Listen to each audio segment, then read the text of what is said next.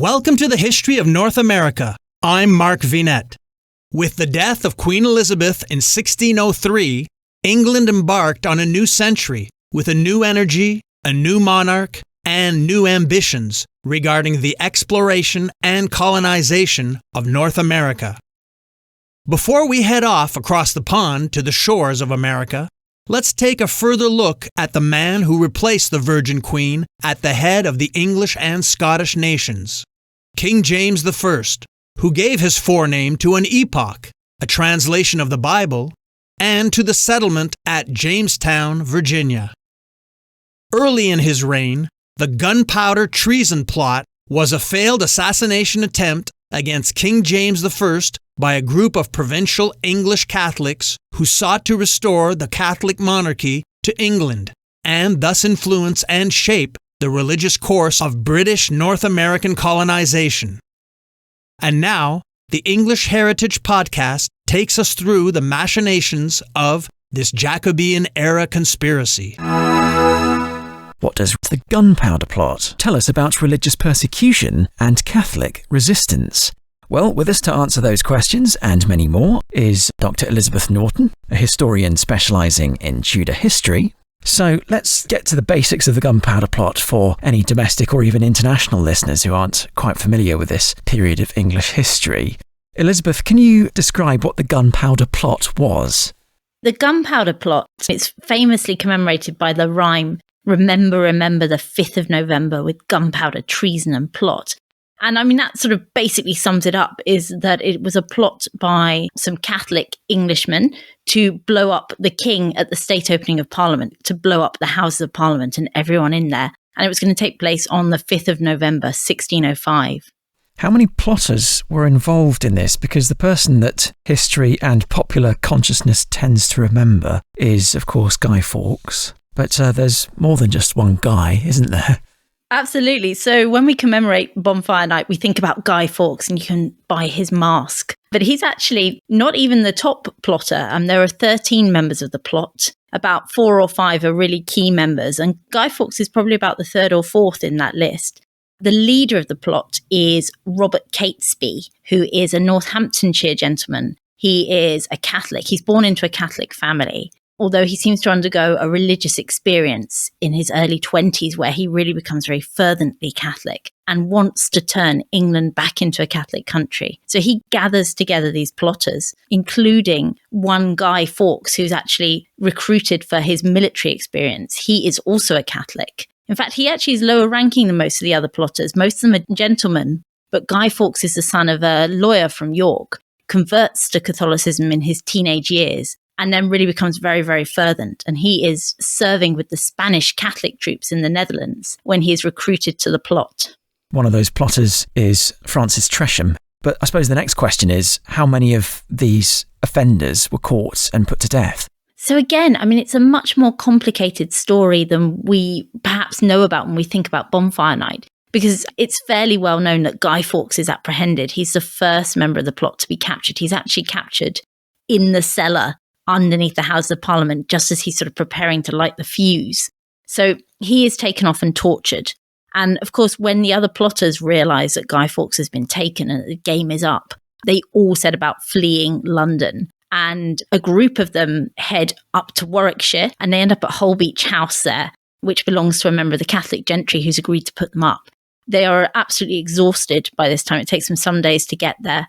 They're clearly under mental distress. And unfortunately, they managed to blow themselves up in Holbeach House, which sort of just adds to their misery. No one is actually killed, although one of the plotters, John Grant, is actually blinded in the explosion. So it's really, really ironic that the only explosion of the Gunpowder Plot actually blows up the conspirators.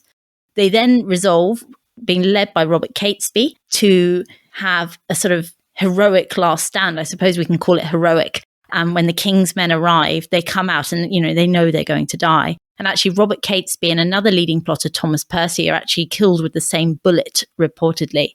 The remaining members of the plot, including poor blind John Grant, are taken to the Tower of London, and most of them, along with Guy Fawkes, are then later executed. So, Elizabeth, out of these 13 plotters, how many were put to death? 8 of the plotters are actually executed. they're all sentenced to be hanged, drawn and quartered, which is the standard penalty for treason. And it's really intended to be a deterrent because you do not want to be hanged, drawn and quartered. In fact, Guy Fawkes, again, the most famous member of the plot, actually has the most memorable death because once the noose is round his neck to hang him for a little bit, just to sort of cause some pain before they start sort of chopping him up, he actually, with the noose around his neck, jumps from the scaffold and breaks his neck. So he actually saves himself the worst penalty. And there is this famous drawing of the plotters that many people might be familiar with, particularly school children who've probably come across it in a textbook or on the internet or something. It features a number of characters whose names you'll give us, obviously. But who features in this drawing? And also who's missing?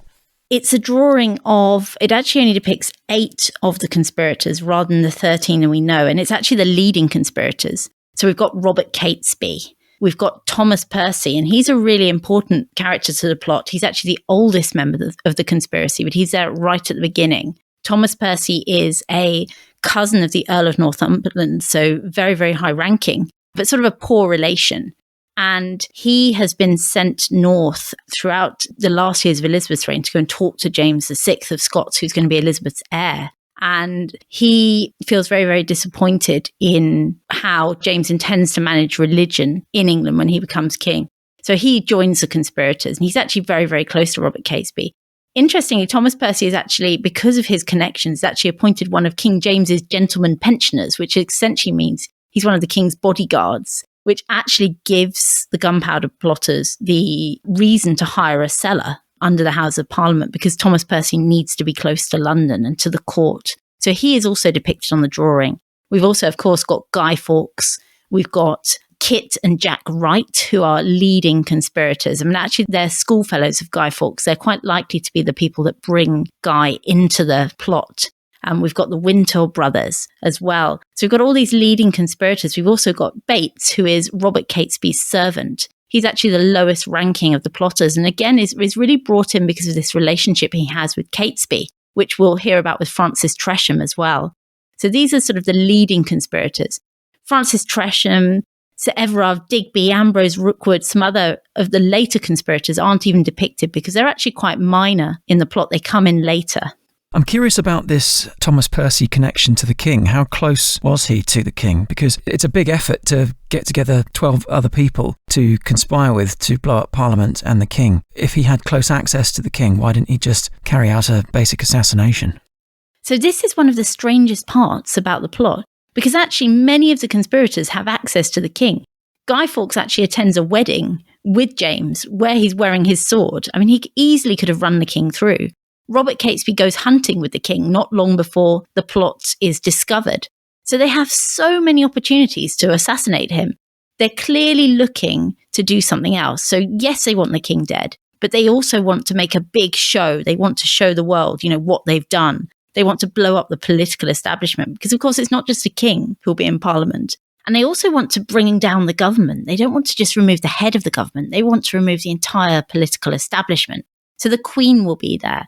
The Prince of Wales, all of the King's ministers, all of the nobility, the members of the Houses of Commons. So everyone will be there. So it's going to destroy the English government in one blow. And that's what they want. I suppose in some respects it was too ambitious, really. It was over-ambitious for what it was. And then it literally, for some of the plotters, blew up in their face at Holbeach House. What did the plotters hope to achieve then with the Gunpowder Plot? The plotters are hoping to entirely remove the Protestant government. They want to place James's daughter, Princess Elizabeth, who is a child, on the throne, presumably to marry her off to a good Catholic prince. And they then want to create a Catholic government to rule through her. So she'll effectively be a puppet queen. So they are intending to change the state religion by wiping out the government. So they want England to be a Catholic country. They're not looking for toleration or tolerance. They're looking for state Catholicism.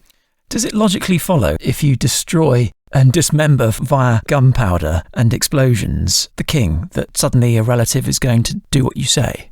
No, and this is actually the most harebrained part of the scheme, and it's not a very well thought out scheme, in fact. I mean, its chances of success are pretty minimal. Because, of course, even if they do kill most of the government, they're not going to get all of the nobility, because some people won't have come to Parliament for whatever reason. And so actually the chances of these sort of slightly random Catholic gentlemen being able to create their own government They haven't got any Spanish backing, for example, which they've been seeking. So the chance of them actually creating this government is really unlikely. Even if they acquire Princess Elizabeth, they are unlikely to be able to create this new Catholic state. I'm Mark Vinette, and I hope you're enjoying the ride.